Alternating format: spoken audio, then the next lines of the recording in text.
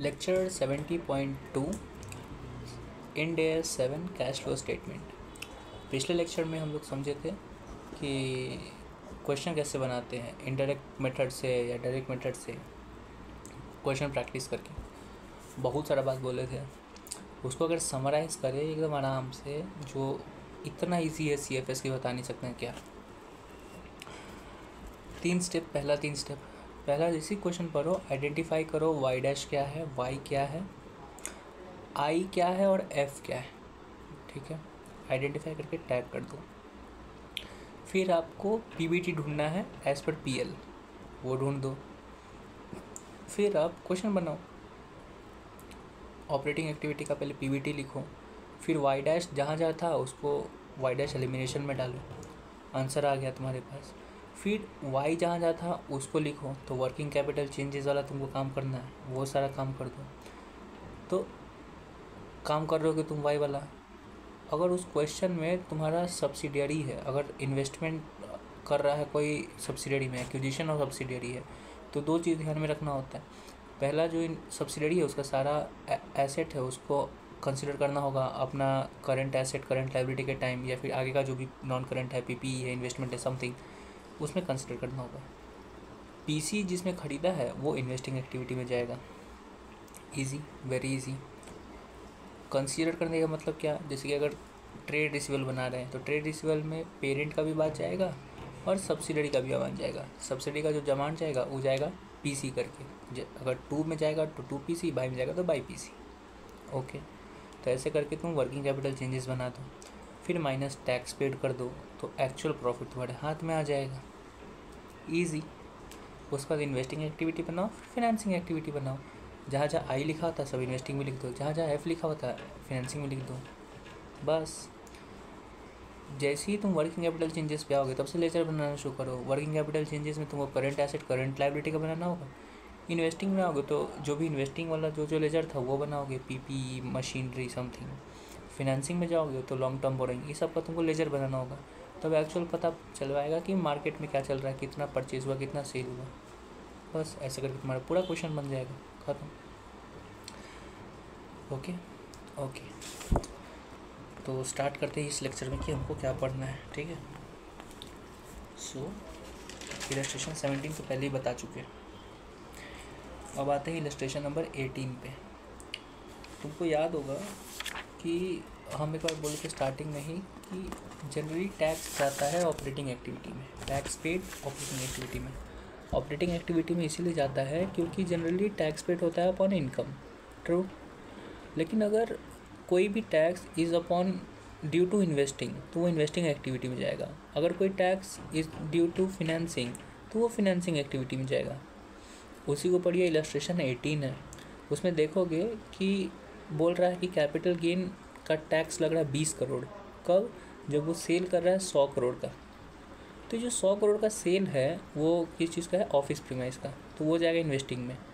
तो जो 20 करोड़ का टैक्स है वो कहाँ जाएगा? वो भी जाएगा तुम्हारा इन्वेस्टिंग में ही।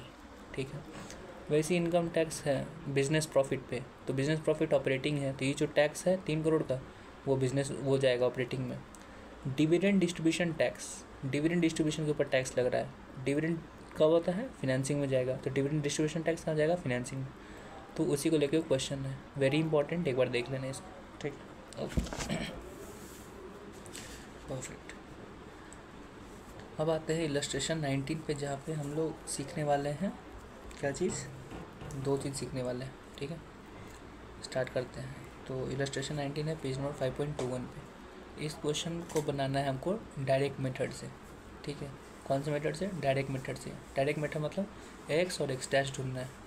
एक्स क्या होता है? ट्रेडिंग का कैश आइटम, और एक्स डैश होता है P&L का कैश और ऑपरेटिंग आइटम, ट्रू। तो बस वही उठाना है तुमको। तो इसमें ट्रेडिंग का तो कुछ नहीं है। ट्रेडिंग का है सेल्स, कॉस्ट ऑफ सेल, उसको तो हम लोग इग्नोर ही करते हैं, ट्रू। इग्नोर करते कब? जब इनडायरेक्ट मेथड बनाते हैं। अभी हम लोग डायरेक्ट मेथड बना रहे हैं। अब लॉजिक समझ में आया तुमको कि हम लोग क्यों इग्नोर कर रहे थे सेल्स, कॉस्ट ऑफ सेल को? हमको अब समझ में आ रहा है, क्योंकि वो इनडायरेक्ट मेथड था, उसमें वाई का काम करना था। Sale, cost of sale, it सब एक्स वाला चीज़, भले उसमें कुछ इंक्लूडेड है। अभी समझने के लिए रखो, ठीक है। Okay, other income, interest income. Other income क्या बोलते हैं, अगर कोई डेटा नहीं है तो मान लेते कि वो किस में है, कैश में है। Interest income, fixed in, fire insurance income, और वो सब दिया हुआ है। जब क्वेश्चन में इनडायरेक्ट मेथड से दिया रहेगा तो मान लेना कि अगर कोई इन्फॉर्मेशन नहीं है तो वो कैश में दिया है। अगर डायरेक्ट मेथड का क्वेश्चन है और कुछ नहीं दिया मतलब वो नॉन कैश है, ठीक है। उल्टा समझ में आया तुमको? फिर से बोल रहा हूँ, अगर इनडायरेक्ट मेथड का क्वेश्चन है और तब वहाँ पे कोई आइटम का अगर तुमको डेटा नहीं दिया हुआ है कि कैश में पे हुआ है या कैश में रिसीव हुआ है तो उसको मान लेना कि वो कैश में हुआ है। अगर डायरेक्ट मेथड का क्वेश्चन है तो उसमें समझ लेना कि वो कैश में नहीं हुआ है, ठीक है। ओके, इंटरेस्ट इनकम तुमको पता होता है लेकिन कुछ बोला नहीं है तो रहने दो। फायर इंश्योरेंस क्लेम रिसीव्ड है और सब चीज़ है, ठीक है। Trade receivable and trade payables include amount relating to credit sale and credit purchase only. जो ट्रेड रिसीवल और ट्रेड पेबल है उसमें सिर्फ क्रेडिट परचेज का बात बोला हुआ है और क्रेडिट सेल का, तो तुमको उसका GL बनाना होगा, एक्चुअल कैश कितना रिसीव हुआ है उसको निकालने के लिए, ठीक है। तो ऐसे निकाल देना। इस क्वेश्चन में इम्पॉर्टेंट क्या है कि फायर इंश्योरेंस क्लेम उसको तुम क्या मानोगे, कैश में मतलब ऑपरेटिंग में मानोगे, नॉन ऑपरेटिंग में मानोगे या फिर किस में? जनरली हर दिन तो आग लगता नहीं है कि हर दिन तुमको मिलेगा, तो उसको तुम ऑपरेटिंग तो नहीं मान सकते हो, लेकिन ऐसे ही हर वक्त उसको ऑपरेटिंग ही मानता है, तो उसको तुम ऑपरेटिंग मानना, ठीक है। ओके, एक और चीज़ था इसमें, फॉरेन एक्सचेंज लॉस जो हो रहा है वो P&L में गया हुआ है। हम तो अभी हम लोग डायरेक्ट मेथड से बना रहे हैं, तो फॉरेन एक्सचेंज लॉस तो तुम्हारा नॉन कैश आइटम है, नॉन ऑपरेशनल आइटम है, तो वो हम लेंगे नहीं जब डायरेक्ट मेथड से बना रहे हैं। लेकिन जब इनडायरेक्ट मेथड से बनाएंगे तो यही फॉरेन लॉस बन जाएगा Y-, तो उसको एलिमिनेट करना होगा। ओके, डायरेक्ट मेथड से जब बनाते हैं तो सिर्फ X और X- लेते हैं, तो कैश फ्रॉम सेल्स निकालने के लिए तुमको जो सेल है और ट्रेड रिसीवल है वैसे निकालोगे, GL बनाओगे तो बन जाएगा। वैसे जो परचेज हुआ है उसके लिए भी तुमको GL बनाना होगा, तो GL बना के निकाल दोगे। जब ट्रेड पेबल का GL बनाओगे तुम कैश परचेज निकालने के लिए, तो तुमको एक चीज़ याद रखना होगा, क्या कि ट्रेड पेबल पहले बाई परचेज जाता है, कॉस्ट ऑफ सेल्स नहीं जाता है, क्योंकि cost of sale is equal to opening stock plus purchase minus closing stock, समझे? तो कॉस्ट ऑफ सेल से तुमको परचेज निकालना होगा, तब जाके तुम ट्रेड पेबल से कैश परचेज कर सकते हो, ठीक है। परफेक्ट। इस क्वेश्चन में तुमको दो चीज़ सीखना था। पहला चीज़ कि ये जो फायर एक्सपेंस है, फायर क्लेम्स है, उसको ऑपरेटिंग मानना है हर वक्त, और दूसरा चीज़ फॉरेन एक्सचेंज क्या है, Y- चीज़ है, तो वो सिर्फ इनडायरेक्ट मेथड में एलिमिनेट में आएगा, अदरवाइज नहीं आएगा। Okay, perfect.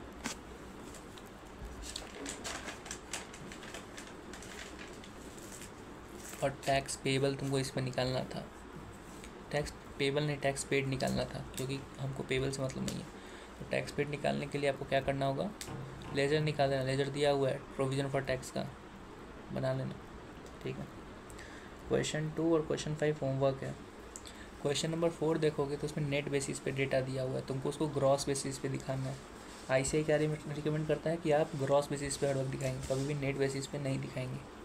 ओके, ठीक है।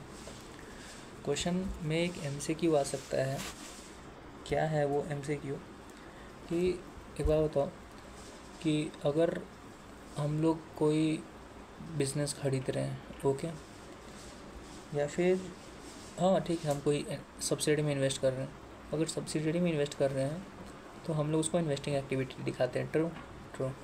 अगर वही सब्सिडी अगर हम बेच देते हैं तो उसको भी इन्वेस्टिंग एक्टिविटी में दिखाते हैं, true, very true.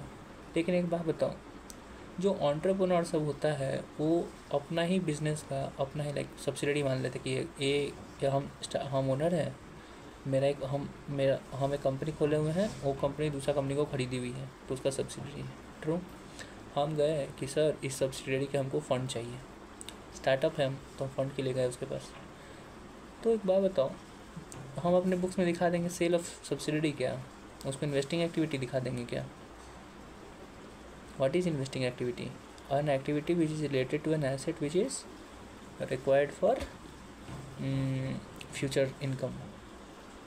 What is financing activity? An activity which is related to raising of finance. जब हम अपना सब्सिडी का कुछ % बेच रहे हैं, क्यों बेच रहे हैं उसको? टू रेज फंड, तो उसको तो फिनेंसिंग एक्टिविटी में आना चाहिए ना, उसको तो इन्वेस्टिंग एक्टिविटी में नहीं आना चाहिए। भले ही सेल ऑफ इन्वेस्टमेंट है, सेल ऑफ सब्सिडी है, लेकिन वो तो हम रेज ऑफ फंड के लिए कर रहे हैं, तो फिनेंसिंग में आना चाहिए। तो इसी को लेके ऐसे क्लैरिफाई किया है कि सर अगर आप सब्सिडी बेच रहे हो but without loss of control, तो वो फिनेंसिंग एक्टिविटी है। मतलब स्टार्टअप मेरा है, हम फंड लेते हैं 5-10% इक्विटी के लिए, हम कभी भी अपना पोर्शन नहीं बेच देते, हमारा कंट्रोल हमारे पास रहता है। इसलिए उस सेल ऑफ इन्वेस्टमेंट को कहेंगे हम लोग फिनेंसिंग एक्टिविटी। लेकिन अगर हम लॉस ऑफ कंट्रोल कर देते हैं, हम इन्वेस्टिंग पूरा अपना सब्सिडी बेच दी, then that is investing activity and not financing activity. ठीक है, ओके। अब हम लोग जा रहे हैं एक नया टॉपिक पढ़ने, जिस टॉपिक का नाम है what will happen if bank balance is in foreign currency. मेरा वो होता है ना स्विस बैंक में मेरा पैसा है। तो अगर वैसा है, अगर कोई बिजनेस है जिसका बैंक स्विस बैंक में है, फॉरेन करेंसी में है, तो क्या होगा, what will be the effect, I tell you. There will be 2 effects. The very first effect is कि फॉरेन एक्सचेंज डिफरेंस होगा, ये बात तो श्योर है, फॉरेन करेंसी में हो तो फॉरेन एक्सचेंज डिफरेंस होगा। तो जो फॉरेन एक्सचेंज डिफरेंस होगा या तो गेन होगा या लॉस होगा, और दिखेगा कहाँ पे, P&L में। तो जब हम लोग इनडायरेक्ट मेथड से बना रहे होंगे CFS, तो ये non operational non cash item है, ट्रू। तो वो कहाँ जाएगा, उसको वाई डैश करना होगा, एलिमिनेट करना होगा। तो पहला एडजस्टमेंट कि अगर बैंक बैलेंस फॉरेन करेंसी में है, तो पहला एडजस्टमेंट तुमको कि एलिमिनेट करना होगा तुमको जो भी फॉरेन एक्सचेंज गेन है या फॉरेन एक्सचेंज लॉस है, कर दी। ठीक, परफेक्ट। दूसरा तुमको क्या करना होगा बता रहे हैं। जनरली क्या होता है, जब हम लोग CFS का रिकन्सिलेशन बनाते हैं तो क्या करते हैं, opening cash net cash flow from all activities equal to closing. लेकिन जब हमारा बैंक बैलेंस फॉरेन करेंसी में होगा ना, तो ऐसे रिको नहीं बनेगा। तब रिको कैसे बनेगा, opening balance plus net cash flow from all activities, उसके बाद जो भी फॉरेन एक्सचेंज गेन है या लॉस है उसको कंसिडर करके तब आएगा क्लोजिंग बैलेंस। क्या बोले फिर से बोलो, जनरली रिको होता है कैसे, क्या, opening cash net cash flow closing cash. लेकिन जब हमारा बैंक बैलेंस है फॉरेन करेंसी में, तो क्या करना होगा हमको, opening cash net cash flow foreign exchange gain foreign exchange loss जो हुआ वो, उसके बाद क्लोजिंग आएगा। ठीक है, तो 2 चीज़ याद रखना, जब भी हमारा बैंक बैलेंस फॉरेन करेंसी में, तो एक तो फॉरेन करेंसी गेन या लॉस को पहले एलिमिनेट करो, वाई डैश वो चीज़ है उसको एलिमिनेट कर दो। सेकंड, जब रिको बनेगा तो कैसे बनेगा बता दिए। लेकिन ये जो इम्पॉर्टेंट पार्ट, इसमें मेन इंपॉर्टेंट पार्ट क्या था, रिको वाला।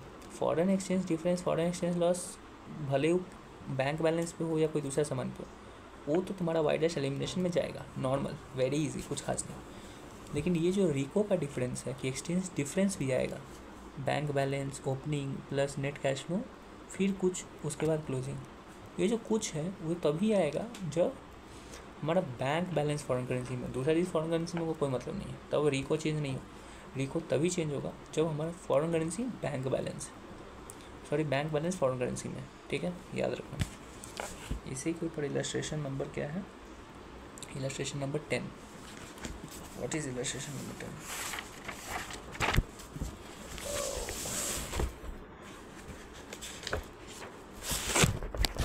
एंटिटी एक है, उसका बैंक बैलेंस फॉरेन करेंसी में USD 100,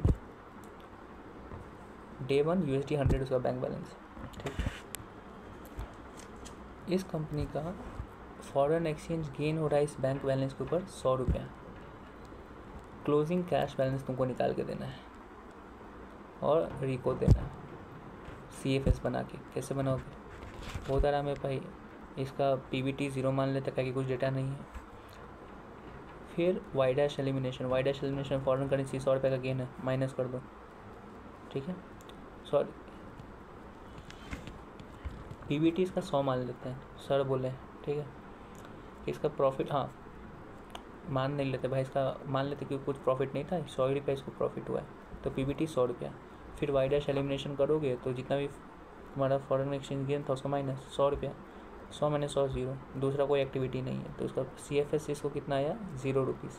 ओके, अब रिको बनाओगे, opening cash 0, net cash flow 0, closing 0, नहीं क्लोजिंग सीधा नहीं आएगा। क्या बोल रहे थे, बैंक बैलेंस जब फॉरेन करेंसी में है तो ओपनिंग, नेट कैश फ्लो, फिर फॉरेन एक्सचेंज गेन या लॉस, वो उसके बाद क्लोजिंग। फॉरेन एक्सचेंज क्या है यहाँ पे, गेन, तो +100, तब जाके बनाओगे तो तुमको पता चल जाएगा कि क्लोजिंग क्या है।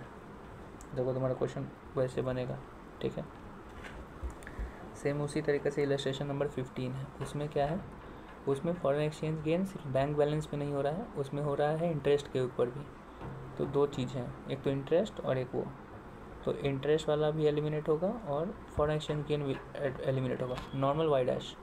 लेकिन यहाँ पे जो बैंक बैलेंस वाला जो है foreign exchange gain 5 lakh, total exchange gain है 6 लाख का, लेकिन 6 लाख नहीं जाएगा रिको में चेंज होने, सिर्फ जाएगा 5 लाख जो exchange gain on foreign currency in bank, बस। तो बस ठीक है। फिर आ जाओ क्वेश्चन नंबर 1 पे, पेज नंबर 5.23। उसमें क्या है, ये क्वेश्चन थोड़ा सा अजीब है, आई डोंट नो क्या लॉजिक है इसमें। इसमें क्या बोलता है कि ए लिमिटेड, उसका फंक्शनल करेंसी रुपीस है, उसका बैंक बैलेंस इंडिया में ही है, वो 2 लाख का है, तो इसमें तुमको रिको चेंज नहीं होगा, ठीक है। इसका ओपनिंग ट्रेड रिसीवल या ट्रेड पेबल्स नहीं है, ठीक है, ओके। ड्यूरिंग द ईयर ये सब ट्रांजैक्शन हुआ है इसके साथ, गुड्स परचेज़ किया है 2 लाख यूरो में 50 रुपये के हिसाब से, मतलब 1 करोड़ रुपया का गुड्स खरीदा है, ठीक है, ओके। ईयर एंड पे करेंसी 50 रुपये से 45 रुपये हो गया, मतलब 5 रुपये का गेन हो गया, तो टोटल गेन कितना हुआ, 2 lakh euro @5, that is 10 lakh का उसको गेन हो गया, ठीक। एक्सचेंज गेन हुआ तो फिर से वाई डैश बन गया, eliminate. A sold goods American client, sale हुआ 1.5 लाख यूरो में 40 रुपये के हिसाब से, तो 1.5 लाख इंटू 40 के हिसाब से सेल किया है, ठीक है। अमाउंट वाज सेटल्ड, देखो जो पहला वाला पॉइंट था उसमें अमाउंट स्टिल अनसेटल्ड है, मतलब 31 दिसंबर को ट्रेड पेबल्स बना हुआ है, लेकिन सेकंड पॉइंट में पैसा आ चुका है तो ट्रेड रिसीवल नहीं है, ठीक है। लेकिन इसके ऊपर एक्सचेंज गेन है 2 रुपये का, मतलब 1.5 लाख इंटू 3 लाख का एक्सचेंज गेन है, फिर से वाई डैश एलिमिनेशन, ठीक है, ओके। ए लिमिटेड बोरो कर रहा है 1 लाख $, लोन ले रहा है $1 लाख का कितना 50 के हिसाब से, मतलब 50 लाख का अपने बुक्स में दिखा रहा है। ईयर एंड पे वो पे नहीं किया है, ईयर एंड पे 50 रुपये से 45 रुपये हो गया, फिर से 5 लाख का गेन हो गया उसको, ठीक है। तो 3 एक्सचेंज गेन हो रहा है, तीनों वाई डैश एलिमिनेशन में जाएगा, ओके, एलिमिनेट कर दिए। फिर उसके बाद जब आप कैश फ्लो बनाओगे ऑपरेटिंग वाला, तो उसमें तुमको वाई डैश एलिमिनेशन के बाद वर्किंग कैपिटल चेंज बनाना होता है। तो जो वर्किंग कैपिटल है, करंट एसेट करंट लायबिलिटीज को चेंज करना होगा। करंट एसेट क्या क्या है हमारे पास, इन्वेंट्री है, क्रेडिटर है, लॉन्ग टर्म बोरोइंग है। इन्वेंट्री कैसे है, क्योंकि परचेज किए थे गुड्स, कितना का खरीद किए थे हम लोग, 2 लाख इंटू 50, 1 करोड़ का। लेकिन लास्ट में तुमको देखो क्या बोला हुआ है, in addition a limited record GP of 10 lakh, 60 lakh का सेल हुआ है, 50 लाख का प्रोडक्ट का, मतलब 50 लाख का गुड्स बेच दिया है, तो हमारे पास हम खरीदे थे 1 करोड़ 50 लाख बेच दिया, मतलब बचा हुआ मेरे पास कितना है, 50 लाख का, ठीक है। तो डे 1 हमारे पास तो पहला लाइन में क्या लिखा था कि ट्रेड रिसीवेबल ट्रेड पेबल्स कुछ नहीं है, ओके। तो ईयर एंड पे हमको नहीं पता, तो इस हिसाब से इन्वेंट्री 0 था, इन्वेंट्री कितना इंक्रीज़ हो गया 50 लाख से। इंक्रीज़ इन करेंट एसेट होता है तो हम लोग क्या करते हैं माइनस, तो -50 लाख कर दो। फिर उसके बाद क्या बोल रहा है, डेटर का कोई बात नहीं, क्रेडिटर हम लोग उससे सामान कितना का खरीदते थे, 2 लाख @50, लेकिन ईयर एंड पे कितना वैल्यू है उसका, ईयर एंड पे उसका कितना वैल्यू है @45। मेरे हिसाब से 2 लाख इंटू 45 होना चाहिए, रीस्टेट करना है, लेकिन सर उसको रीस्टेट नहीं किए, बोल रहे हैं कि जितना मैं खरीदे थे उतना ही पेमेंट उसको दिखेगा, 2 lakh into 50 that is equal to 100 crore, तो 100 करोड़ का सर उसको दिखा रहे हैं। तो डे 1 ट्रेड पेबल 0 था, ईयर एंड पे हो गया 100 करोड़, 100 लाख, तो वो तुम्हारा इंक्रीज इन ट्रेड पेबल्स है, तो वो तुमको प्लस करना होगा, ठीक है, बस। लोन जो है वो तुम्हारा इन्वेस्टिंग फाइनेंसिंग एक्टिविटी, फाइनेंसिंग में जाएगा, इन्वेस्टिंग कुछ नहीं है इसमें। ऐसा करके तुम्हारा क्वेश्चन बन जाएगा, इसमें कुछ खास नहीं था, ओके, परफेक्ट। फिर एक क्वेश्चन नंबर 3, पेज नंबर 524 पे, स्टार मार्क इंपॉर्टेंट क्वेश्चन। क्या इसमें क्वेश्चन क्या बोलता है कि ओपनिंग बैंक बैलेंस कुछ था, ठीक है,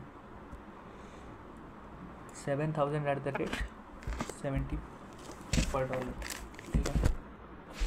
तो 4,90,000 था, उसमें से ये लोग पीपी खरीदा है 280 19,880 का। मतलब अगर रुपीज़ में देखें तो 4,90,000 था, जिसमें से ये लोग खरीदा 19,880। तो इनके पास रुपीज़ में होना चाहिए था 4,70,120, लेकिन ईयर एंड जब देख रहा है तो उसको पता चल रहा है कि उसके पास सिर्फ है 480,480। ऐसा क्यों हुआ? ऐसा इसलिए हुआ क्योंकि बैंक बैलेंस फॉरेन करेंसी में, तो फॉरेन करेंसी के हिसाब से उसके पास होना चाहिए 480,180, लेकिन उसके पास रुपीज़ में वो क्या दिख रहा है अपने बुक्स में कि रुपीज़ में दिख रहा है कि 470 ही है मेरे पास। मतलब उसके पास उसको कितना का गेन हो गया? 10,000 रुपये का। तो जब एक्सचेंज गेन होता है ऑन बैंक बैलेंस तो क्या करना होता है हमको? पहले तो फॉरेन एक्सचेंज गेन है तो पीएल में हमको वाई डैश एलिमिनेट करना है। उसके बाद जब रिको बनेगा तो उस टाइम देखना है, क्यों? क्योंकि बैंक बैलेंस पे फॉरेन करेंसी। परफेक्ट। इसमें एक लाइन लिखा होता है पेज 418 पे, हम यहाँ पे काट दिए इसको। 418 पे रेट करेंसी लिखे थे कि जब भी फॉरेन करेंसी एक्सचेंज गेन होता है, एक्सचेंज लॉस होता है तो वाई डैश एलिमिनेशन में जाता है। और सर बोले थे कि ये जो फॉरेन एक्सचेंज गेन है वो है तुम्हारा कैश में, तो कोई दूसरा इसका अथी नहीं होगा, इफेक्ट नहीं हो रहा है, सिर्फ ऑपरेटिंग इफेक्ट होगा, ऑपरेटिंग एक्टिविटी में इफेक्ट आ रहा है। लेकिन अगर इन्वेस्टिंग पे होता या फिर फिनेंसिंग एक्टिविटी अगर फॉरेन एक्सचेंज गेन या लॉस होता तो ऑपरेटिंग एक्टिविटी से एलिमिनेट करते वाई डैश में, लेकिन उसके बाद जाके इन्वेस्टिंग और फिनेंसिंग में जाकर उसको दिखाते हैं। क्यों ऐसा बोले तुमको नहीं पता, तो कुछ ज़्यादा कंफ्यूजन होने का जरूरत नहीं है। नॉर्मल से दिमाग में रखना, फॉरेन करेंसी का जब भी ट्रांजैक्शन होगा तो एक तो वाई डैश में एलिमिनेट करना है, लेकिन अगर फॉरेन करेंसी ट्रांजैक्शन अगर बैंक बैलेंस का है तो रिको में चेंज होगा, ठीक है। परफेक्ट। इंड AS 7 तुम्हारा ख़त्म हो गया। बाय।